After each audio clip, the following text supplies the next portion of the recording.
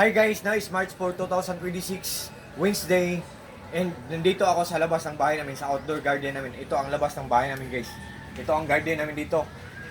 And guys, sa video kong to, i-flex ko tong aking nose hair trimmer. Ang purpose nito guys, yung mga balahibong lumalagpas sa ilong natin, hindi magandang tingnan. Kasi para siyang paa ng ipis or paa ng cockroach. So, makukuha yun through sa pamamagitan ng paggamit dito. So, guys, meron siyang cap pero very smooth lang tanggalin. 1, 2, 3. At kung i-on natin, just press this button guys, oh. Yan. Naka-on siya, digital siya. Tapos, rechargeable siya guys. Tapos, portable siya, di ba? Wireless siya. Kung i-charge natin, Type-C siya. Kung gagamitin natin, isaksak natin sa butas ng ilong natin, oh. Yun. Yung mga balahibong lumalagpas sa ilong natin, makukuha niya. Kasi guys, kung gunting ang gagamitin natin, baka masugatan tayo guys, baka matitanos pa tayo, di ba? So, kung hihilain natin sa kamay natin guys, masakit siya, di ba? Pero ito guys, kung gagamitin natin, easy to use lang guys. Ang dali-dali lang gamitin, tapos painless pa. Kahit konting sakit, wala tayong mararamdaman guys. Oh, yan. By the way guys, galing po to siya sa DXY local shop.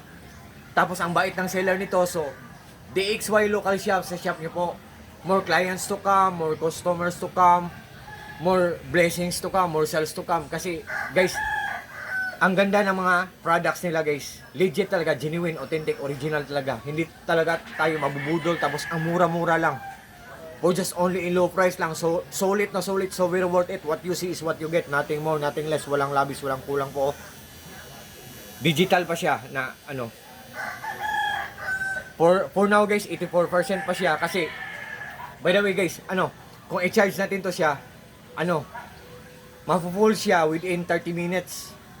Pero kung malulubat siya, I think mga 1 month or 2 months pa. Kasi every one week, isang beses lang tayong gagamit or 2 times lang tayong gagamit.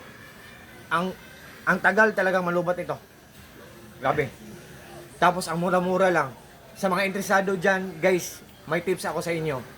Kung interesado kayo, tapos nagdadalawang isip kayo, kasi ang mura-mura lang nito, pero nagdadalawang isip kayo, tingnan nyo ang mga reviews or mga comments or mga reactions. Kung maganda tapos mura, itry nyo guys. I think deserve naman tayo na magkaroon ng ganitong bagay guys. Ang mura-mura lang nito, or irigalo natin sa mga mahal natin sa buhay. Sa lolo natin, sa daddy natin, or sa tatay natin, kung ano man tawag nyo, papa, sa mga brothers nyo or sisters, pwede din. Unisex to eh, pwede din to sa babae. Tapos sa mga friends natin, sa mga titos and titas natin, sa mga cousins natin. So, sa lahat po ng mga friends ko, thank you po sa trust po at support. God bless po sa ating lahat, or God bless us all and that's all. Peace. Thank you so much.